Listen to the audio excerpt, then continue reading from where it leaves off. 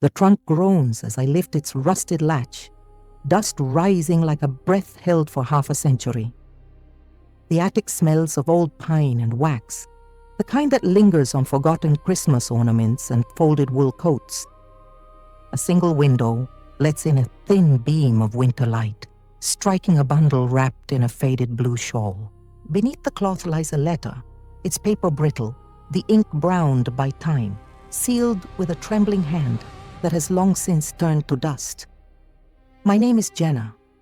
I spend my days caring for lost letters from the wars, voices that never reached the ones they were meant for. This is Mother's Lost War Letters, and these are the words they never got to hear in time. Tonight, the letter before me was written on the eve of an invasion. A mother, knowing her village would soon fall, wrote to her teenage son, trying to leave behind more than fear, trying to leave him truth, but he never read it. The family believed she vanished, taken by chaos or shame. Decades passed, and now here it is, her voice waiting to speak at last. The paper crackles as I unfasten the twine. I can almost feel the warmth of the hands that tied it, hurried, maybe trembling, maybe praying that somehow this would find its way to him. The handwriting leans forward as if it were trying to catch up with time itself. Around me, the attic hums with silence. The slow tick of a wall clock downstairs, the faint groan of the house as it remembers. Every sound feels like memory breathing. Someone in this family lived an entire life believing a lie. This letter holds the truth she could never say aloud, a confession wrapped in love and fear. Once these words are spoken, nothing about their history will look the same again. If stories like this stay with you long after they end, please like this video and subscribe to Mother's Lost War Letters, so these voices from mothers and sons are never forgotten again. I unfold the paper slowly. The ink shimmers faintly in the light, and for a moment it feels like she's still here, waiting to be heard. Tonight we finally read what she never got to say in time. The paper trembles slightly between my fingers as I begin to read. The letter opens with careful pen strokes, each one pressed deeply into the paper, as if she wanted her words to survive, even when her body could not. My dearest Jacob, if you are reading this, it means the sun rose again over our village, and the world still turns, even as the soldiers march closer. Tonight I write by candlelight, the flame bending each time the wind creeps through the cracks of our window. You are asleep upstairs, I think, unless the sound of boots in the distance kept you awake again. Her words are gentle, but I can feel the fear between the lines. She writes from a small farmhouse in southern Poland, 1941. The German army is advancing from the north, and evacuation has become a whispered word in every home. I mended your coat today. You had left it on the chair, still smelling of the river where you and your friends tried to fish last summer. I sewed the missing button, the one shaped like a tiny brass coin, from the tin box your grandfather kept his medals in. If you ever wear it again, remember it was made from courage once.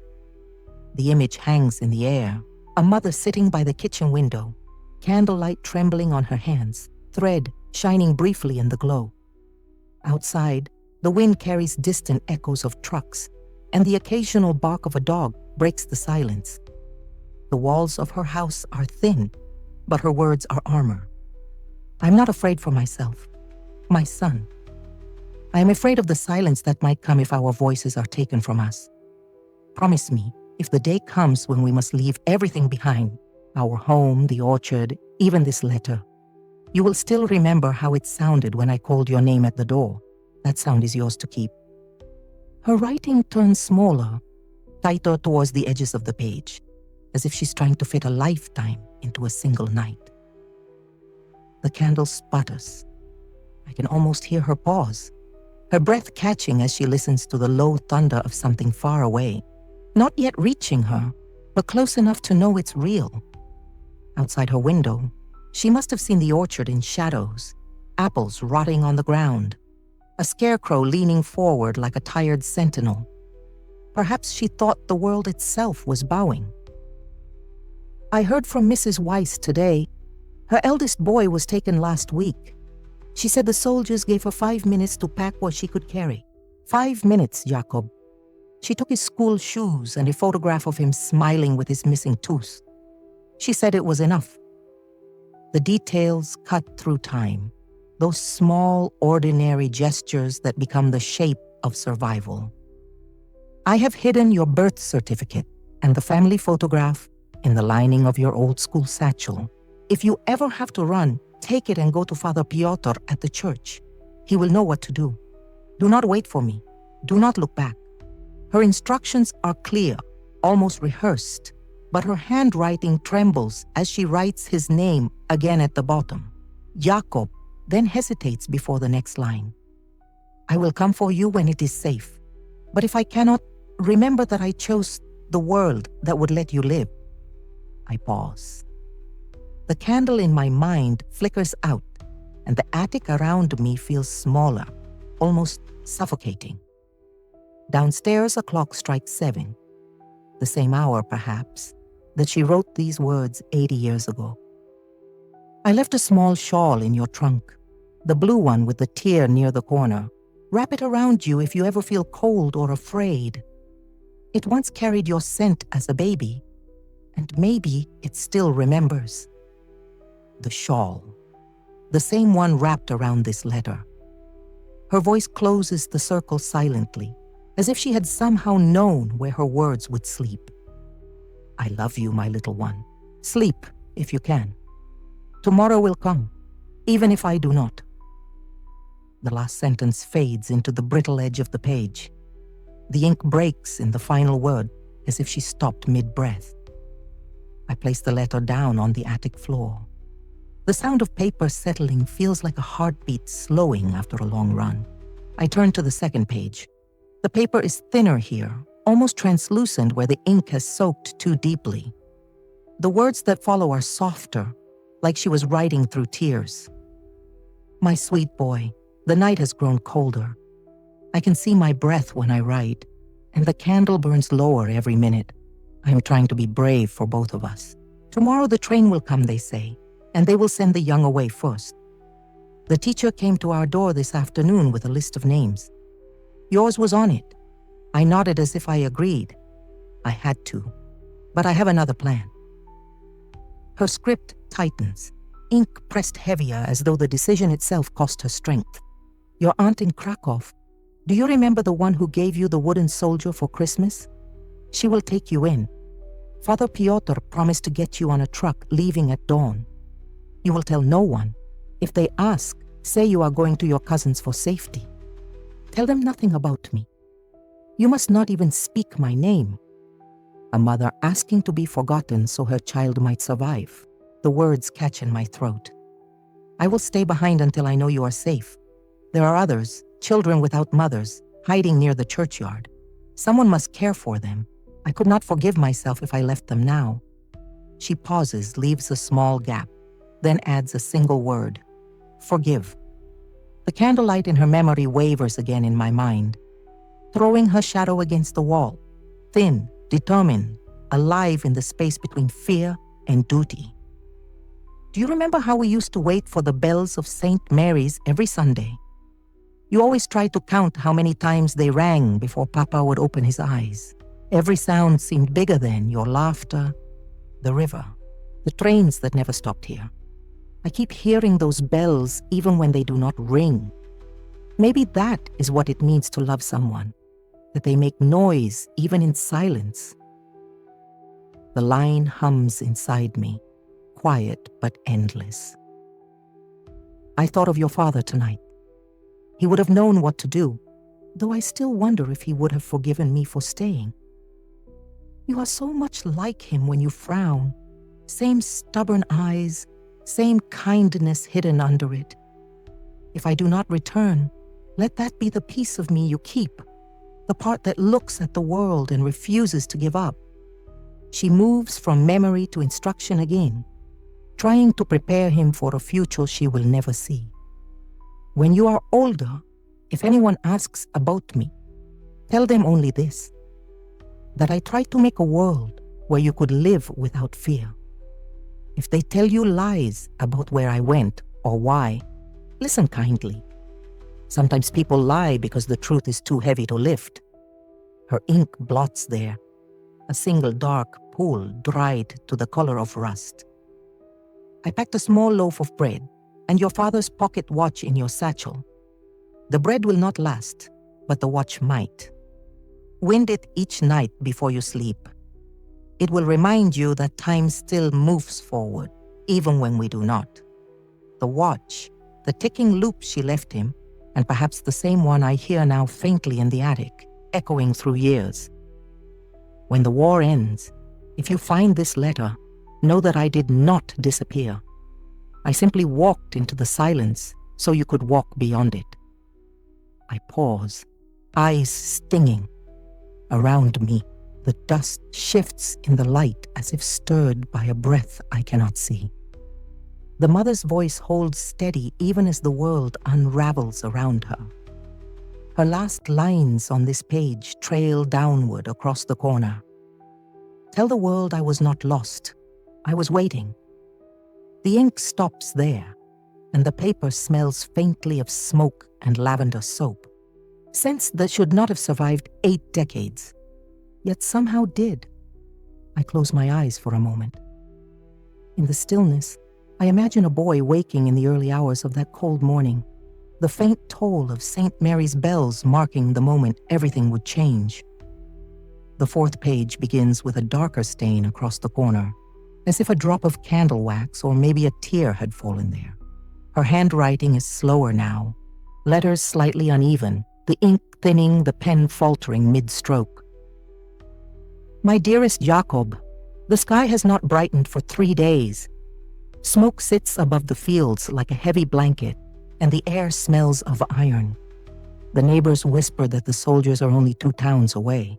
Every door here stays locked, though I know wood cannot stop what is coming. She writes about the village shrinking into silence, shops boarded, animals left wandering the lanes. The baker's chimney, once alive with the smell of bread, has gone cold. Mrs. Weiss stopped by again. She wanted to know if I had heard from her son. She tries to smile, but her hands shake. I gave her one of our apples, even though it was bruised. She thanked me as if it were gold. That small act of kindness feels louder than the fear echoing through her words. The church bells have not rung this week. I still count the hours by the ticking of your father's watch. It stopped once last night, and I almost lost my breath thinking it meant you had stopped too. I wound it again, and when it began to move, I whispered your name like a prayer. The watch, again, the same one she placed in his satchel. The ticking becomes a thread, connecting them through darkness. Outside the window, I can see the river frozen. Children used to skate there. Now it holds the reflection of tanks instead. Still, there is a strange beauty in it, the ice catching the moonlight like glass, pretending the world is still peaceful. Her sentences grow shorter, edges sharp. Today, I burned the photograph of our house. It felt like betrayal, but I was told it was safer that way. If they come and find it, they might ask questions. I could not risk them seeing your face. The letter trembles here, a blot spreading like a bruise. I dreamt last night that I saw you on a train. You waved, smiling, holding the satchel. The sky was blue again, but when the train passed, you were gone, and I was left standing on the platform, calling your name into the smoke. Even now, the image lingers, so vivid I can almost hear the whistle in my own ears. People in the square say the army will arrive tomorrow. Some plan to flee into the woods, others to the hills. I will stay. The little ones from the church need me. Father Piotr says we can hide them in the cellar if it comes to that. He has faith. I have only you. There is a rumor they are taking the mothers first, to question them about their sons. If they come for me, I will tell them nothing. Not your name. Not where you are. Nothing. You must believe that. She underlines that last word twice, the pressure cutting almost through the page. The blue shawl still smells of the soap you liked, the one we made last spring. I wrapped it around this letter so that when you open it, you might think of home, even if home no longer exists. The shawl, again, faded but constant. Promise me, Jacob, if you ever have children, tell them stories. Even if you cannot tell them mine, tell them that kindness survives even when the world forgets how to be kind. Tell them a mother once stayed behind so her son could step forward. Her handwriting wavers but never breaks. The candle is nearly gone now. I can hear footsteps outside, perhaps just the wind. Still, I will end this here before I say too much. If this letter never reaches you, may it at least rest somewhere safe, waiting for you to find it when you are ready. The page ends mid-line, the ink drawn out by the pen's last drop. I sit back against the attic beam, the letter trembling in my hand. Outside, the November wind scrapes against the window pane, just as it must have against hers. For a moment, the years vanish, and the distance between mother and son collapses into a single breath. The next page is thinner than the rest, torn from a different notebook, as if she had run out of paper and reached for anything that could hold her words. The ink is faint now, washed pale by moisture long ago. But the voice, her voice, remains steady. My beloved boy, it is strange to write without knowing if I will ever be heard. I used to think letters were bridges. Now I see they are lanterns we light in the dark, hoping someone will see the glow before it fades. Her opening lines are quiet or reflective. There is a resignation now, but not defeat. The soldiers came this morning. We heard them before we saw them. The engines, the shouting. Father Piotr helped hide the children in the cellar beneath the church. We told them to stay silent, even when the ground shook. I stayed upstairs. I wanted them to see a mother's face. Not only fear. I can almost see it. A woman standing by the church door, candle in one hand, the other resting on her shawl. They asked about you, Jacob. They asked if I had a son of age. I told them you had died of illness last winter. One of them laughed. I did not. I looked straight into his eyes until he turned away. Perhaps he saw something there. Truth or madness, I no longer know. The words are sharp, defiant, edged with something almost holy. When they left, the sky was already dim. The priest said we should try to flee tonight, but I cannot. There is a girl here, 9 years old, whose mother was taken last week. She keeps holding my hand. How can I let go? I know what they will do when they return. I know they will ask again about you. I will tell them nothing. This is my choice. Do not carry it as your guilt. Her pen hesitates before that final word, as if she wanted to erase it but couldn't. There is one more thing I must tell you, and I beg you to forgive me. The story you were told about your father, it was not all true. He did not die in the war as they said. He deserted. He came back once, wounded and broken. We hid him for a month, but when the soldiers began searching for deserters, he made me promise not to tell you. He walked out one night into the snow and never returned. I told you he was gone with honor because I could not bear to stain your hope. The air in the attic tightens. Even after decades, the weight of that confession still feels alive. I see his eyes in yours, Jacob, the same when you try not to cry.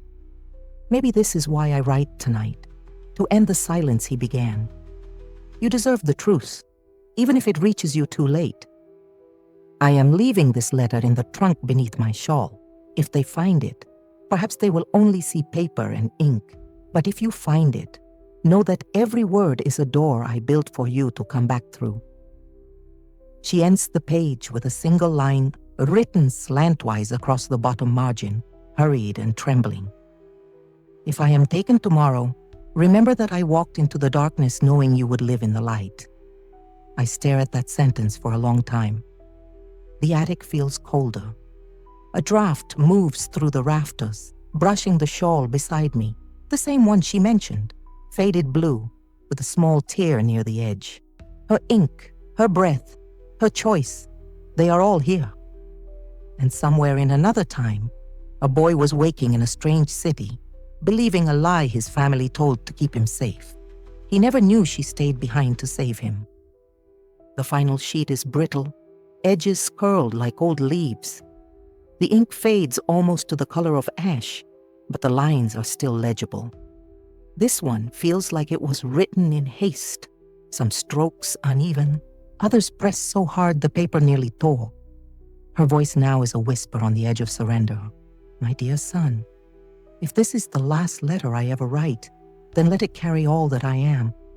The world outside our window has changed again. Boots on the road, shouts, smoke rising from the square. I hear them moving closer. I do not hide anymore. I sit by the table, the candle burning low, and I keep writing your name. Her tone is calm, almost tender, like a mother tucking her child in for the last time. I gave Father Piotr your satchel this morning. He said he will see it reaches Krakow. Inside is the watch, the bread, and this letter if I can finish it before they come. If not, perhaps it will stay here with the shawl. Perhaps it will wait for you. The world trembles between her lines. I remember the morning you were born. It snowed, though the season had not turned yet. The midwife said the world was trying to wash itself clean. You were so small that your cries barely reached the door. I promised then I would never let silence take you. And now I write into silence itself, hoping these words will keep that promise. The attic around me creaks. The ticking of a clock downstairs echoes faintly, the same rhythm she must have heard from the watch. Last night I dreamt I stood by the river. The ice had melted and I could see my reflection again. You were behind me, taller, wearing your father's coat. You looked safe. When I turned to speak, the river carried my voice away. Perhaps that is what happens when love tries to cross time. It becomes a sound no one can quite catch. I do not want you to remember me as the woman who stayed. Remember the smell of bread in the morning, the hum I used to sing when I brushed your hair, the way I folded your hands to pray. Those were the truest parts of me. Her next line is broken, letters uneven, as if her hand shook. If you ever find this, know that I forgave myself only when I realized you lived. You must do the same. Guilt is a kind of grave. Do not lie down in it. Outside the letter, I can almost hear it, the echo of boots on cobblestone, the sudden knock on her door, the candle trembling as shadows cross the wall. I hear them now. I have folded the shawl around this letter. If they ask who I am, I will tell them only a mother. That is enough. She signs her name slowly, a single flourish that ends in a tremor. Maria. Below it, in smaller script, one last line. When you open this, Jakob, breathe for me. I set the final page beside the others. The attic feels impossibly still. The shawl, after so many years, still carries the faintest trace of soap and smoke. I close my eyes, and in the darkness behind them I see her, seated at the table, candle nearly gone, her face calm, waiting for the knock that would end one life and preserve another. The last thing she wrote was not fear, but a benediction, a quiet faith that her words, though buried, would one day be found. And now they have. When I finish the final line, the attic falls silent. The wind outside has calmed, and only the slow ticking of a clock downstairs fills the air, steady, patient, alive. I lay the pages side by side beneath the dim bulb, their edges trembling slightly as if still breathing. This letter was never sent. Records show that in early 1942, the German army swept through the small Polish village of Brzoza. Many of its residents vanished, including a woman named Maria Kowalska. The parish archives list her as missing, presumed deported. Father Piotr, the priest she mentioned, was executed the same week. Jakob survived. He was placed on a transport for orphan children bound for Krakow under false documents provided by the church. He grew up believing his mother had abandoned him, that she fled with another family to escape the occupation. That lie, crafted to protect him, hardened into history.